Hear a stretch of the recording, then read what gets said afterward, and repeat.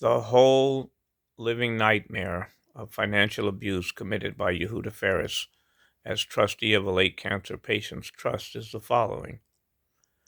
So the cancer patient worked and paid a mortgage on a house now valued at $2 million in Berkeley. He suddenly came down with 6 months to live every 6 months for 6 years, from 2014 until he finally died in 2020. His 3 siblings are all in their 60s and extremely poor, not financially established. He left in his trust 25% of his half of a $2 million property in Berkeley, 1810 Grant Street, to his 3 siblings so they would have something in the sunset of their lives in their 60s. So he left in his valid trust his 50% interest in this $2 million house.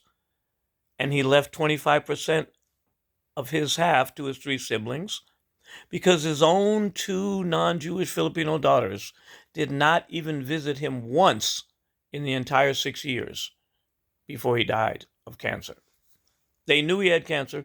They knew he had 6 months to live every 6 months for 6 years, but they never even called him. They never even contacted him. They never even said hello.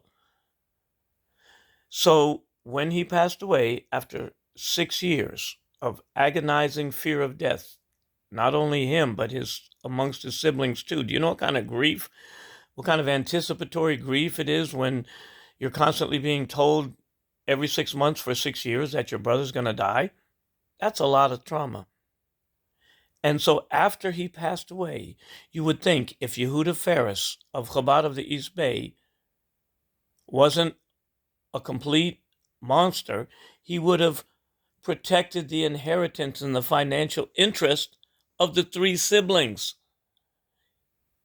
After all, the trust owned $1 million worth of real estate. And what did Yehuda Ferris do?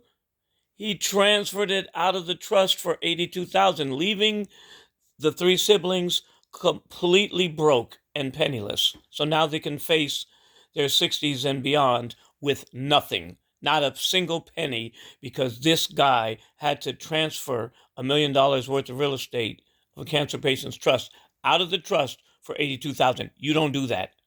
And it just so happens to be 2 blocks from his synagogue on University Avenue. And then Yehuda Ferris's wife is going to send a text to the evicted brother saying, well, we didn't really sell the house, but if we can get you out of there, we're going to fix it up and put it on the market. But if you go on welfare, you won't be in the street because they'll give you free housing. I mean, that's how bad it is.